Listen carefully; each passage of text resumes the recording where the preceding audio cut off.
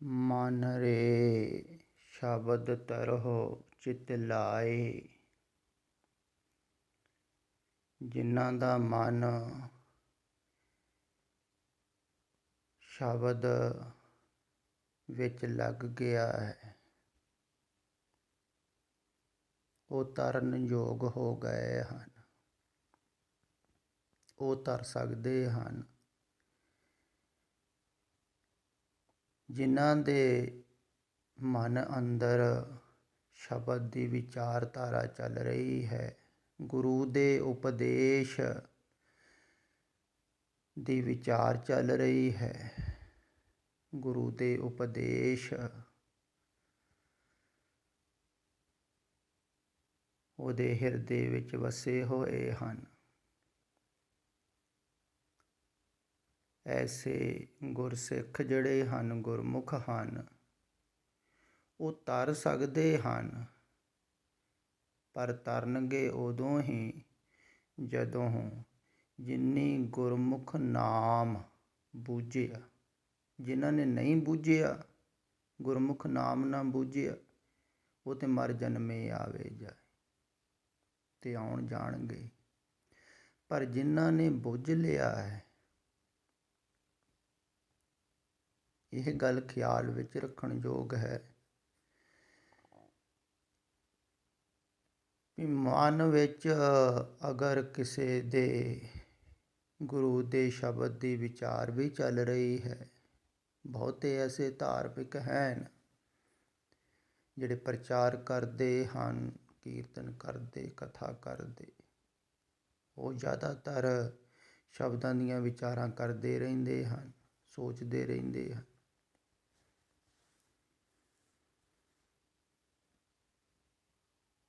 ਪਰ ਸਿਰਫ ਵਿਚਾਰ ਕਰਨ ਦੁਆਰਾ ਹੀ ਤਰ ਨਹੀਂ ਸਕਦੇ ਹਨ, ਜਿੰਨਾ ਚਿਰ ਨਾਮ ਨੂੰ ਨਾ ਬੁੱਝਿਆ ਹੈ। ਜਿੰਨਾ ਚਿਰ ਨਾਮ ਨੂੰ ਨਹੀਂ ਬੁੱਝਿਆ ਹੈ, ਨਾਮ ਨੂੰ ਨਹੀਂ ਜਾਣਿਆ। ਹੁਣ ਜਿਹਦੇ ਨਾਮ ਦੀ ਉਹ ਚਰਚਾ ਕਰ ਰਹੇ ਹਨ, ਅਗਰ ਉਹਨੂੰ ਜਾਣਦੇ ਹੀ ਨਹੀਂ ਹਨ ਤੇ ਸਿਰਫ ਅੱਖਰਾਂ ਦੀ ਹੀ ਚਰਚਾ ਹੋ ਰਹੀ ਹੈ ਨਾ। ਤੇ ਅੱਖਰਾਂ ਦੀ ਹੀ ਚਰਚਾ ਸਭ ਕਰ ਰਹੇ ਹਨ। ਇਸ ਕਰਕੇ ਅੱਖਰ ਦੀ ਜ਼ਿਆਦਾ ਪਕੜ ਹੈ, ਸ਼ਬਦ ਦੀ ਜ਼ਿਆਦਾ ਪਕੜ ਹੈ ਵਿਚਾਰਕਾਂ ਕੋਲ, ਪ੍ਰਚਾਰਕਾਂ ਕੋਲ। ਜ਼ਿਆਦਾ ਸੁਣਨ ਵਾਲੇ ਵੀ ਅੱਖਰਾਂ ਨੂੰ ਬਹੁਤ ਵਿਚਾਰਦੇ। ਸ਼ਬਦ ਦੇ ਠੀਕ ਠੀਕ ਅਰਥ ਹੋਣ, ਅੱਖਰ ਠੀਕ ਹੋਵੇ, ਬੋਲਿਆ ਠੀਕ ਗਿਆ ਹੋਵੇ, ਉਹ ਇਹਨਾਂ ਚੱਕਰਾਂ 'ਚ ਹੀ ਪੈ ਰਹਿੰਦੇ।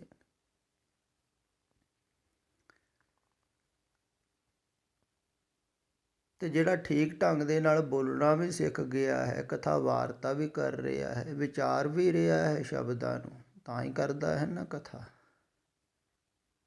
ਪਰ ਫਿਰ ਵੀ ਜ਼ਰੂਰੀ ਨਹੀਂ ਹੈ ਵੀ ਜਿਹਦੀ ਵਿਚਾਰ ਕਰ ਰਿਹਾ ਹੈ ਉਹਨੂੰ ਜਾਣਦਾ ਹੈ। ਬਹੁਤ ਸਾਰੇ ਐਸੇ ਸਰੋਤੇ ਹਨ ਜਿਹੜੇ ਕਾਫੀ ਵਿਚਾਰ ਕਰਦੇ ਹਨ, ਕਾਫੀ ਉਪਦੇਸ਼ਾਂ ਨੂੰ ਸਮਝਦੇ ਹਨ, ਪਰ ਜਾਣਦੇ ਥੋੜ੍ਹੇ ਹਨ।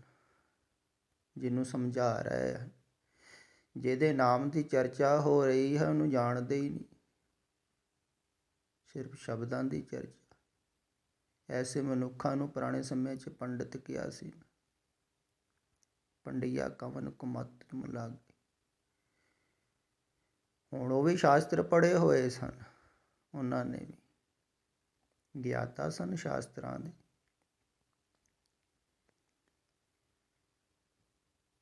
ਪਰ ਸਿਰਫ ਵਿਚਾਰ ਦੇ ਤਲ 'ਤੇ, ਬੁੱਧੀ ਦੇ ਤਲ 'ਤੇ। ਪਰਮਾਤਮਾ ਨੂੰ ਤੁਸੀਂ ਬੁੱਧੀ ਦੇ ਤਲ 'ਤੇ ਥੋੜ੍ਹੀ ਸਮਝ ਸਕਦੇ ਹੋ। ਬੁੱਧੀ ਦਾ ਵਿਸ਼ਾ ਪਰਮਾਤਮਾ ਨਹੀਂ ਹੈ, ਬੁੱਧੀ ਦਾ ਵਿਸ਼ਾ ਸੰਸਾਰ ਹੈ। ਖਿਆਲ ਕਰੋ ਥੋੜ੍ਹਾ ਜਿਹਾ, ਇਹ ਸਰੀਰ ਸੰਸਾਰ ਵਾਸਤੇ ਪੈਦਾ ਹੋਇਆ ਹੈ। ਅੱਖਾਂ ਜਿਵੇਂ ਸੰਸਾਰ ਨੂੰ ਦੇਖਣ ਵਾਸਤੇ ਪੈਦਾ ਹੋਈਆਂ ਹਨ ਨਾ, ਕਹਿੰਦੇ ਹਨ ਵੀ ਇਹਨਾਂ ਅੱਖਾਂ ਦੁਆਰਾ ਪਰਮਾਤਮਾ ਨਹੀਂ ਦੇਖਦਾ, ਕਿਉਂਕਿ ਇਹ ਸਥੂਲ ਹਨ ਅਤੇ ਸਥੂਲ ਨੂੰ ਹੀ ਦੇਖ ਸਕਦੀਆਂ ਹਨ।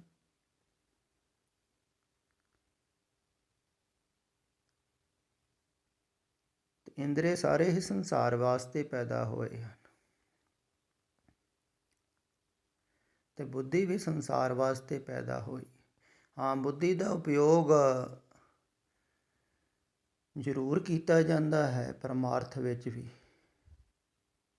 ਪਰ ਸਿਰਫ ਸੰਸਾਰ ਨੂੰ ਛੱਡਣ ਵਾਸਤੇ ਬੁੱਧੀ ਦਾ ਉਪਯੋਗ ਕੀਤਾ ਜਾਂਦਾ ਹੈ। ਜੋ ਪਕੜਿਆ ਹੈ ਬੁੱਧੀ ਨੇ ਉਹ ਛੱਡ ਸਕਦੀ ਹੈ ਬੁੱਧੀ, ਉਹ ਹੀ ਛਡਾਉਣਾ ਹੈ ਬੁੱਧੀ ਕੋਲ, ਉਹ ਹੀ ਉਪਯੋਗ ਹੈ। ਵਾਸਤਵਿਕ ਦੇ ਵਿੱਚ ਸਮਝਦਾਰ ਉਹ ਹੀ ਹੈ।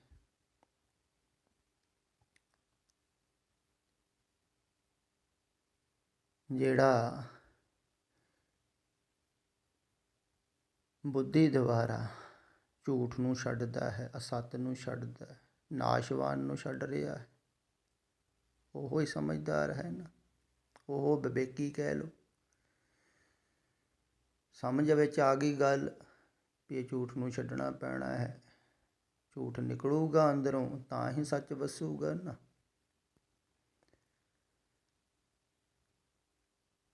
ਤੇ ਜਿਹੜਾ ਝੂਠ ਨੂੰ ਛੱਡ ਰਿਹਾ ਹੈ ਉਹ ਸਮਝਦਾਰ ਹੈ। ਸੰਸਾਰ ਨੂੰ ਸਮਝਣ ਵਾਸਤੇ ਵੀ ਬੁੱਧੀ ਦਾ ਉਪਯੋਗ ਹੁੰਦਾ ਹੈ, ਸੰਸਾਰ ਵਿੱਚ ਫਸਣ ਵਾਸਤੇ ਵੀ ਬੁੱਧੀ ਦਾ ਉਪਯੋਗ ਹੈ, ਸੰਸਾਰ ਵਿੱਚੋਂ ਨਿਕਲਣ ਵਾਸਤੇ ਵੀ ਬੁੱਧੀ ਦਾ ਉਪਯੋਗ ਹੋ ਸਕਦਾ ਹੈ, ਸੰਸਾਰ ਨੂੰ ਭੁਲਾਉਣ ਵਾਸਤੇ ਵੀ ਬੁੱਧੀ ਦਾ ਉਪਯੋਗ ਹੁੰਦਾ ਹੈ। ਇਸ ਕਰਕੇ ਬੁੱਧੀ ਦਾ ਉਪਯੋਗ ਸੰਸਾਰ ਨੂੰ ਭੁਲਾਉਣ ਵਾਸਤੇ, ਝੂਠ ਨੂੰ ਕੱਢਣ ਵਾਸਤੇ ਬੁੱਧੀ ਦਾ ਉਪਯੋਗ, ਝੂਠ ਨੂੰ ਛੱਡਣ ਵਾਸਤੇ ਬੁੱਧੀ ਦਾ ਉਪਯੋਗ ਹੁੰਦਾ, ਸੱਚ ਨੂੰ ਪਾਉਣ ਵਾਸਤੇ ਨਹੀਂ। ਇਹ ਗੱਲ ਲੜ ਪੱਲੇ ਬੰਨ੍ਹ ਲਓ, ਕਿਉਂਕਿ ਤੁਹਾਨੂੰ ਵਾਰ-ਵਾਰ ਕਿਹਾ ਵੀ ਖਿਆਲ ਵਿੱਚ ਨਹੀਂ ਆਉਂਦੀ ਹੈ। ਤੁਸੀਂ ਸੋਚਦੇ ਹੋ ਵੀ ਸਮਝ ਕੇ ਹੀ ਅਸੀਂ ਸਮਝ ਲਵਾਂਗੇ ਪਰਮਾਤਮਾ ਨੂੰ। ਨਹੀਂ, ਨਾ ਤੁਸੀਂ ਪਰਮਾਤਮਾ ਦੇ ਪਿਆਰਿਆਂ ਨੂੰ ਵੀ ਨਹੀਂ ਸਮਝ ਸਕਦੇ ਹੋ ਸਮਝ ਦੁਆਰਾ, ਪਰਮਾਤਮਾ ਨੂੰ ਤਾਂ ਕਿੱਥੋਂ ਸਮਝੋਗੇ। ਕਈ ਪ੍ਰਭੂ ਦੇ ਪਿਆਰਿਆਂ 'ਚ ਵੀ ਔਗਣ ਦੇਖਦੇ ਰਹਿੰਦੇ ਹਨ ਵੀ ਉਹਨਾਂ ਨੇ ਗਲਤੀ ਕੀਤੀ, ਉਹ ਗਲਤੀ ਕਰ ਰਹੇ ਹਨ, ਉਹ ਗਲਤੀਆਂ ਦੇਖਦੇ ਹਨ। ਬੁੱਧੀ ਦੁਆਰਾ ਤੁਸੀਂ ਕੀ ਦੇਖੋਗੇ? ਤੁਹਾਨੂੰ ਆਪਣੀਆਂ ਗਲਤੀਆਂ ਨਹੀਂ ਦਿਖਾਈ ਦਿੰਦੀਆਂ। ਤੇ ਬੁੱਧੀ ਦੁਆਰਾ ਨਹੀਂ ਤੁਸੀਂ ਸਮਝ ਸਕਦੇ ਹੋ। ਬੁੱਧੀ ਦੁਆਰਾ ਇੰਨਾ ਹੀ ਕੰਮ ਹੋ ਸਕਦਾ ਹੈ ਵੀ ਅਸਤ ਤੋਂ ਤੁਹਾਡਾ ਛੁਟਕਾਰਾ ਹੋ ਜਾਵੇ। ਤੇ ਅਸਤ ਤੋਂ ਅਗਰ ਛੁਟਕਾਰਾ ਕਰ ਲਓ ਨਾ ਤੁਸੀਂ ਇਸ ਬੁੱਧੀ ਦੁਆਰਾ, ਤੇ ਬੁੱਧੀ ਦਾ ਸਦ ਉਪਯੋਗ ਹੋ ਗਿਆ। ਫਿਰ ਆ ਸੱਤ ਨਿਕਲ ਗਿਆ ਤੇ ਸੱਤ ਕਿੱਥੇ, ਦੂਰ ਥੋੜ੍ਹੀ ਹੈ। ਅਸਤ ਤੋਂ ਤੁਸੀਂ ਛੁਟਕਾਰਾ ਪਾ ਲਿਆ ਤੇ ਸੱਤ ਤਾਂ ਤੁਹਾਡੇ ਕੋਲ ਹੈ। ਕਹੋ ਰਵਿਦਾਸ ਹੱਥ ਪੈਰੀ ਰੇ ਸਹਿਜੇ ਹੋਏ ਸੋ ਹੋਏ, ਉਹ ਤਾਂ ਬਹੁਤ ਨੇੜੇ ਅੰਦਰ ਹੀ ਹੈ। ਤੇ ਅਸਤ ਤੋਂ ਛੁਟਕਾਰਾ ਪਾਉਣਾ ਹੈ ਇਸ ਬੁੱਧੀ ਦੁਆਰਾ। ਇਹ ਵੀ ਇਹਨੂੰ ਹੌਲੀ ਹੌਲੀ ਹੌਲੀ ਹੌਲੀ ਛੱਡਦੀ ਜਾਵੇ।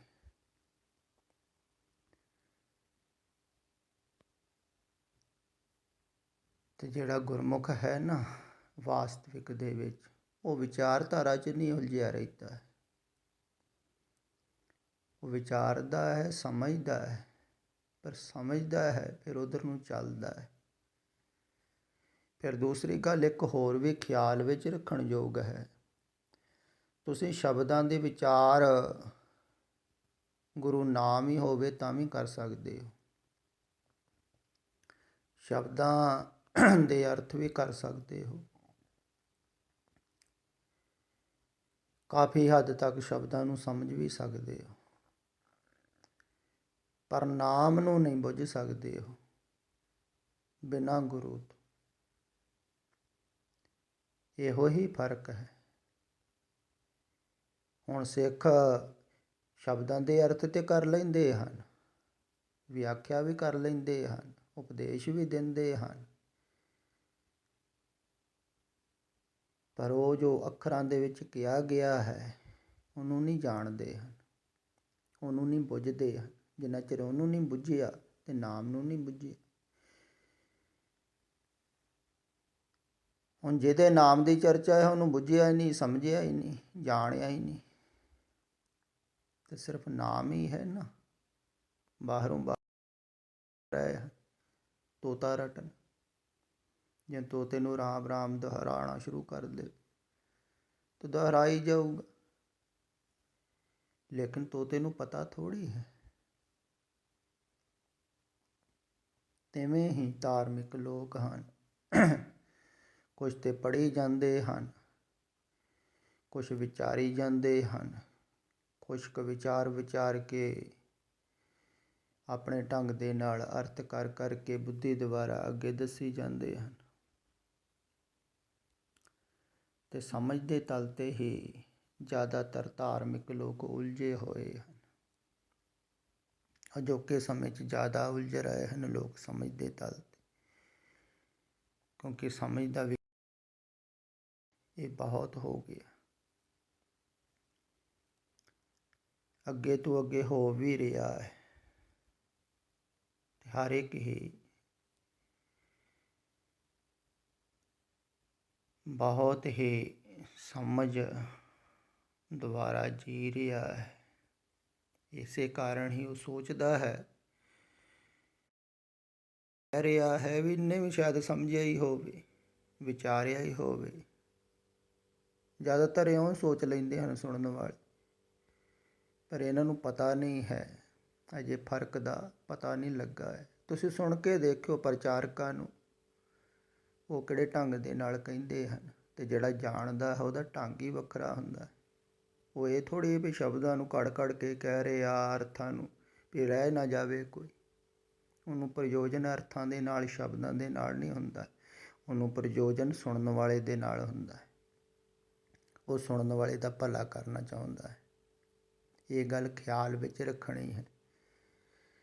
ਪ੍ਰਚਾਰਕ ਕਥਾ ਵਾਰਤਾ ਕਰਨ ਵਾਲਿਆਂ ਨੂੰ ਸੁਣਨ ਵਾਲੇ ਨਾਲ ਕੋਈ ਪ੍ਰਯੋਜਨ ਨਹੀਂ। ਉਹ ਕਹਿੰਦੇ ਕਥਾ ਵਧੀਆ ਕਰਾਂਗੇ, ਸਾਡੀ ਉਸਤਤ ਹੋਊ, ਪ੍ਰਸ਼ੰਸਾ ਹੋਊ, ਸਰੋਤੇ ਜ਼ਿਆਦਾ ਮਿਲਣਗੇ।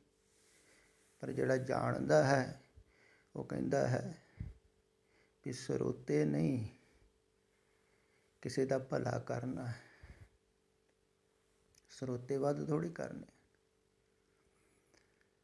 ਤੋ ਸੁਣਨ ਵਾਲੇ ਨੂੰ ਖਿਆਲ ਵਿੱਚ ਰੱਖ ਕੇ ਵੀ ਤੂੰ ਇਸ ਢੰਗ ਦੇ ਨਾਲ ਵਿਚਾਰ ਹੀ ਨਾ ਇਕੱਲਾ, ਵਿਚਾਰ ਚੱਲਦੇ ਨਾ ਉਲਝਿਆ ਰਹਿ, ਵਿਚਾਰ ਤੂੰ ਅੱਗੇ ਜਾਣਾ ਤੇ ਦੁਵਿਧਾ ਤਾਂ ਖਤਮ ਹੋਊਗੀ। ਕਿਹਾ ਵੀ ਹੈ ਨਾ, ਗੁਰਸਿੱਖ ਬੈਸੋ ਸਭਾ ਵਸਾਏ, ਦੁਵਿਧਾ ਦੂਰ ਕਰੋ ਲਿਵ ਲਾਏ। ਆਓ ਲਿਵ ਲਾਓ ਤੇ ਦੁਵਿਧਾ ਦੂਰ ਕਰੋ।